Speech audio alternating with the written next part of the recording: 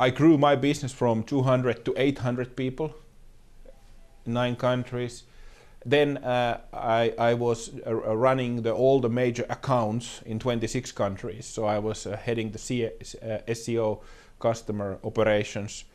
And then from 2009 till 2010, end of year, I was heading the Tieto International, which is about 8,400 people out from 24 countries. So from quite local, also from the leadership standpoint, from advisory business to the really international, serving big customers like Nokia Siemens, Ericsson, Deutsche Telekom, Telecom Italia in Italy, and so forth.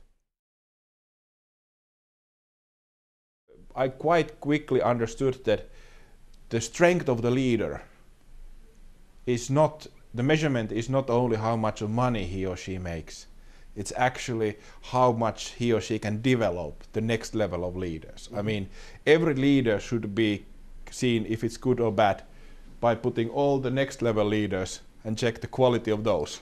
That tells the actual quality of the top leader. And by saying that, I saw that to implement to the strategy change, it all happens through people. I mean, the world has changed that you cannot say that, hey, this is the strategy, bang, and the top manager tells it and everybody believes that.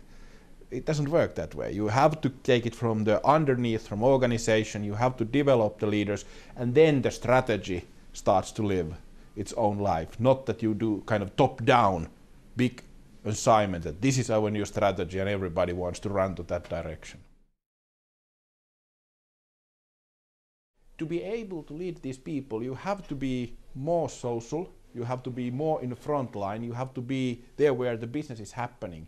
And if you can add value, then I call them digital cowboys. They are really good people, they are super talented people. And then the other angle of this is that super talented people, they hate big companies. They simply don't want to work in a big companies. Because they hate bureaucracy, politics, all that kind of things of what is happening in the big companies. And big companies have a problem here because they also need super talented people. So if you are really want to develop your business, you need those super talented people. So you have to change your leadership style and your structure of the company. Number one is to be willing and to be able to be in a very front line. I mean, all the big inventions, all the big innovations happens where the customers are. So nowadays companies are not developing anything like inside that somewhere in a headquarter decides something smart and starts to develop. I mean, all the good ideas and all the elements are coming from the generation who is dealing with the customers. So the leaders have to take them from the headquarter building and go where the customers are. That's number one.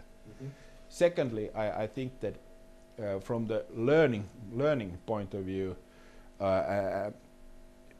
leaders need to say that when they are wrong. I mean, they simply have to say that I made fuck up here, and they don't need to. They should not be afraid of that, because if they say that this was a good speech, but I missed this thing, everybody will anyway communicate. It's already in the social media. On the other hand, if somebody says that you should add this element and this element, you learn more.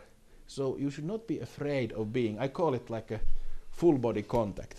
I mean, really being in touch with the people. And the social media gives a very good platform for that.